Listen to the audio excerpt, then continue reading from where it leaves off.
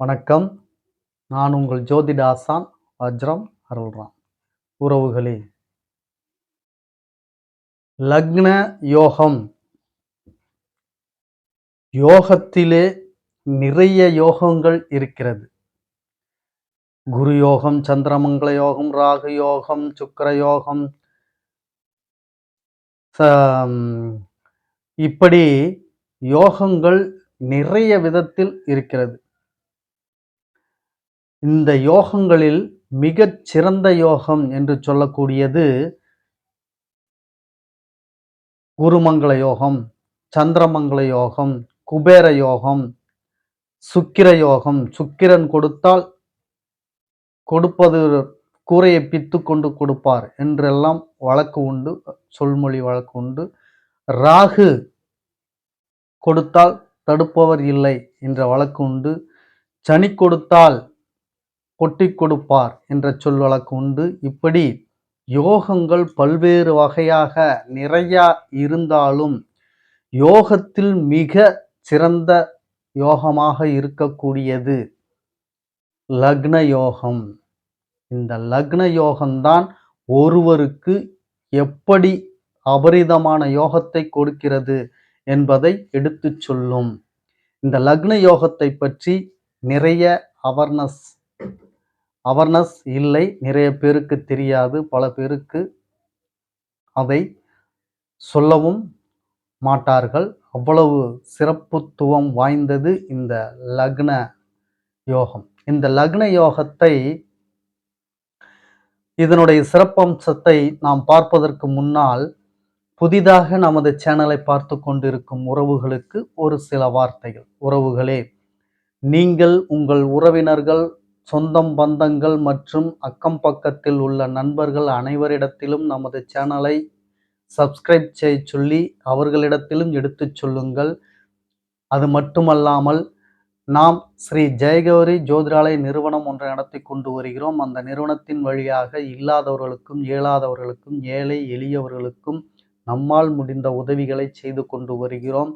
ஆலய தொண்டுகள், இறைப்பணிகள், ஹோமம் வளர்ப்பது, வேள்வி வளர்ப்பது போன்ற நற்காரியங்களையும் நாம் செய்து கொண்டு வருகிறோம்.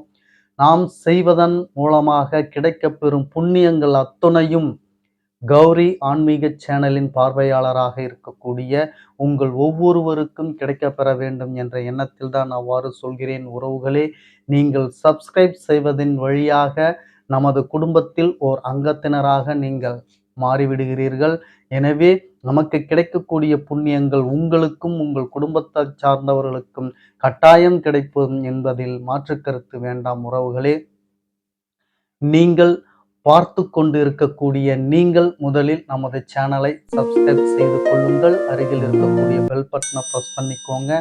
லைக் பண்ணுங்க, ஷேர் பண்ணுங்க. இப்போ பதிவுக்குள்ள போகலாம் வாங்க உறவுகளே.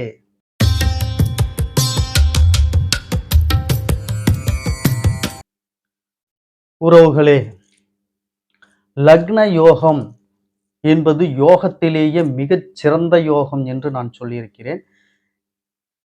அது என்னங்க ஐயா யோகத்திலே மிகச்சிறந்த யோகம் என்று கேட்டீர்கள் என்றால், நான் சொல்வது போல மற்ற கிரகங்கள் அமர்ந்த பாவகங்கள், அதனை பார்க்கும் கிரகங்கள், இப்படி இணைந்த கிரகங்கள், இவைகளால் ஏற்படக்கூடிய யோகங்கள் பல யோகங்கள். இவைகள் கொடுக்கும் பலன்களை விட மிகவும் பலம் வாய்ந்தது, சிறப்பு வாய்ந்தது தான் இந்த லக்ன யோகம்.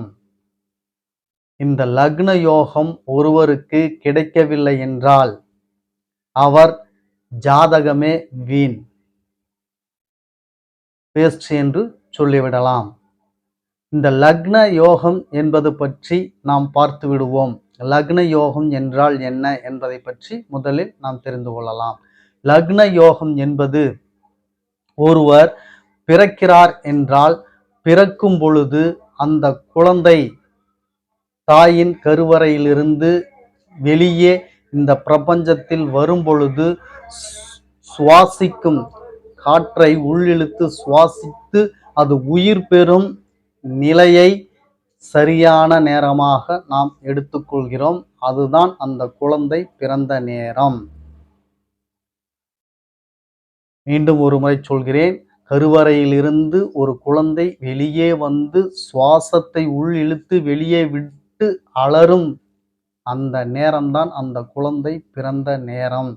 அதுதான் சரியான நேரம்.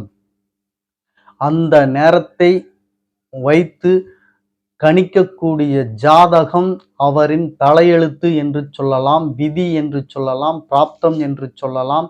இப்படி உண்மைத்துவம் வாய்ந்ததுதான் அந்த ஜாதகம். அந்த ஜாதகத்துக்கு உயிரோட்டமாக தலைமையாக இருக்கக்கூடியதுதான் இந்த லக்ன பாவகம். லக்னத்தை வைத்தே மற்ற 11 பாவகங்களும் இயங்கும். லக்னம்தான் பிரதானமானது. சரி, இந்த லக்னம் பிரதானமானது என்றால் இது தரக்கூடிய யோகம் எப்படி என்று பார்த்து விடுவோம். இந்த லக்னம் பிரதானமானது என்பதை பற்றி நீங்கள் தெரிந்து கொண்டீர்கள். லக்னம் இல்லாவிட்டால் ஒருவரின் ஜாதகத்தில் எதுவும் கிடையாது. ஏன் அப்படி சொல்கிறோம் என்றால், இந்த லக்னம்தான் ஒரு ஜாதகரின் உயிர்.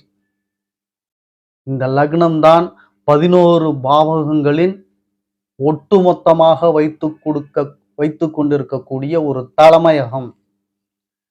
லக்ன பாவகத்தில் சொத்து சுகம் இருக்கிறது, லக்ன பாவகத்தில் பொருளாதாரம் குடும்பம் இருக்கிறது, லக்ன பாவகத்தில் மனோதிடம் தைரியம் இருக்கிறது, லக்ன பாவகத்தில் படிப்பு கல்வி இருக்கிறது, லக்ன பாவகத்தில் பூர்வீகம் ஆன்மீகம் இருக்கிறது, லக்ன பாவகத்தில் எதிரி கடன் பிரச்சனை இருக்கிறது, லக்ன பாவகத்தில் கணவன் மனைவி நண்பர்கள் இருக்கிறது, லக்ன பாவகத்தில் ஆயுள் இருக்கிறது, அதிர்ஷ்டம் இருக்கிறது, லக்ன பாவகத்தில் யோகம் இருக்கிறது, லக்ன பாவகத்தில் வெளிநாட்டு அமைப்பு இருக்கிறது, லக்ன பாவகத்தில் தொழில் அமைப்பு இருக்கிறது, கர்ம வினை இருக்கிறது, லக்ன பாவகத்தில் சேமிப்பு இருக்கிறது, இதர அனுகூலங்கள் இருக்கிறது, ஆழ்ந்த ஆன்மீகம் இருக்கிறது, லக்ன பாவகத்தில் யாத்திரை பெற செல்லக்கூடிய, நாடு விட்டு நாடு செல்லக்கூடிய இவைகள் அத்துணையும் உள்ளடக்கிய பலம் வாய்ந்தவைதான் இந்த லக்ன பாவகம். அதைதான் சுருக்கமாக லக்ன பாவகம் என்பது ஒரு ஜாதகரின் உயிர். அந்த லக்ன பாவகம் ஒருவருக்கு சிறப்பாக அமைந்துவிட்டால் அவர்தான் உலகின் தலை சிறந்த மனிதராக இருப்பார். நீங்கள் நன்கு புரிந்து கொள்ள வேண்டும். ஒரு ஜாதகத்தில் லக்னம் சிறப்பாக இல்லாமல் புகழ் பெறக்கூடிய 5, 9 இந்த பாவகங்கள் சிறப்பாக இருக்கிறது. சொத்து சுகம் தரக்கூடிய 4, 7, 11 இது சிறப்பாக இருக்கிறது. ஆனால் லக்ன பாவகம் கெட்டுவிட்டது என்று நீங்கள் வைத்துக் கொண்டீர்கள் என்றால் அந்த ஜாதகருக்கு எல்லாம் இருந்தும் கடன் பட்டும் சந்நியாசி, கல்யாணம் செய்தும் பிரம்மச்சாரி என்ற பழமொழிக்கேற்றவாறு அவர் இருப்பார். எல்லாம் இருக்கும், ஆனால் அதை ஜாதகரால் அனுபவிக்க இயலாது. ஏனென்றால் தான் தன்னுடைய ஆன்மா உயிர் என்று சொல்லக்கூடிய லக்ன பாவகம் பலம் இழந்து விட்டது. அந்த லக்ன பாவகம் பலம் வாய்ந்தால்தான் ஒரு ஜாதகர் கஷ்டமோ நஷ்டமோ லாபமோ இன்பமோ அதை முழுவதும் அனுபவிக்க முடியும். லக்ன பாவகம் கெட்டுவிட்டால் அவ்வளவுதான். இதனால்தான் லக்ன பாவகம் ஒவ்வொருத்தருக்கும் இன்றியமையாதது. சரி உறவுகளே, இந்த லக்ன பாவகம் எப்படி இருந்தால் உங்களுக்கு யோகத்தை தருகிறது என்பதை பற்றி பார்த்து விடுவோம். நன்கு தெரிந்து கொள்ளுங்கள்.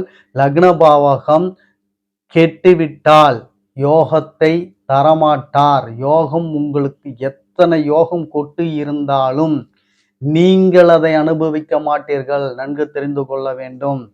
அதேபோல் லக்ன பாவகம் சிறப்பாக இருந்துவிட்டால் 5, 9 அல்லது 4, 7, 10, 11 இந்த பாவகத்தில் லக்ன அதிபதி அமர்ந்து விட்டால் இந்த அதிபதிகள் லக்னத்தில் அமர்ந்து விட்டால், இந்த அதிபதிகளோடு லக்னாதிபதி இணைந்து விட்டால், இப்படி சுபத்துவம் வாய்ந்து லக்னமோ லக்ன அதிபதியோ அமைந்து விட்டால், அவர் உலகில் உள்ள புகழ், செல்வம், பெயர், அந்தஸ்து அத்தனைக்கும் சொந்தக்காரராகி விடுவார். குறிப்பாக லக்னத்தில் லக்னாதிபதி இருந்து அதை குரு பார்த்து விட்டால் அவர்தான் உலக புகழ் பெறக்கூடிய ஜாதகர் என்றே சொல்லலாம்.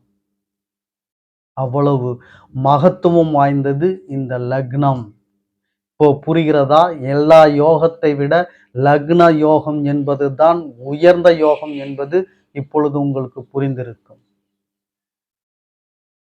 நீங்கள் கடவுளுக்கு என்னுடைய சூழலை எடுத்துச் சொல்லி அவருக்கு தீபம் போடுகிறேன், பரிகாரம் பண்ணுகிறேன், பிராயச்சித்தம் தேடுகிறேன், என்னுடைய ஜாதகத்தில் என்ன தோஷமோ எதுவோ தெரியவில்லை, எல்லா கஷ்டமும் எனக்குத்தான் வருகிறது, எல்லா துன்பத்தையும் நான் தான் அனுபவிக்கிறேன், கடன்படுகிறேன், எதிரிகளை சம்பாதித்திருக்கிறேன், எந்த விதமான பிரச்சனைகள் எப்பொழுது எங்கு இருந்து வருமோ என்று தெரியவில்லை என்று இப்படியெல்லாம் ஒவ்வொருவரும் ஒவ்வொரு சூழலுக்கேற்றவாறு தவித்து கொண்டிருப்பீர்கள்.